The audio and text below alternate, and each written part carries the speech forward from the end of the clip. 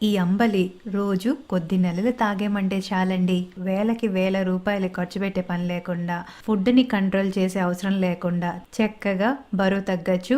పైగా ఇది చాలా హెల్తీ. ఇంట్లో ఉండే వాటితోనే ఈజీగా చేసుకోవచ్చు.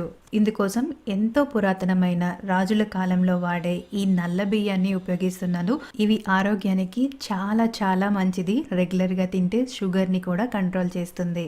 ఉలవలు బరువు తగ్గటానికి చాలా చాలా ఉపయోగపడుతుంది అండ్ శరీరానికి మంచి శక్తినిస్తుంది. బార్లీ కొవ్వుని కరిగించటానికి, అలానే శరీరంలో ఉన్న ఎక్సెస్ వాటర్ని కంట్రోల్ చేస్తుంది. పెసరపప్పు శరీరానికి మంచి ప్రోటీన్ని అందిస్తుంది. ఈ నాలుగింటిని చక్కగా నీళ్లతో క్లీన్ చేసి పూర్తిగా ఆరేలా ఎండబెట్టుకోవాలి. తర్వాత ఒక్కొక్కటి సన్నని సగం మీద వేయించుకోవాలి. జీలకర్ర, మిరియాలు, ఎండు వెల్లుల్లి ఇవి కూడా బ్యాడ్ కొలెస్ట్రాల్ ని తగ్గించడానికి చాలా ఉపయోగపడతాయి. వీటిని కూడా వేయించి ఇవన్నీ పూర్తిగా చల్లారాక ఇలా మెత్తని పౌడర్లా గ్రైండ్ చేసుకోండి.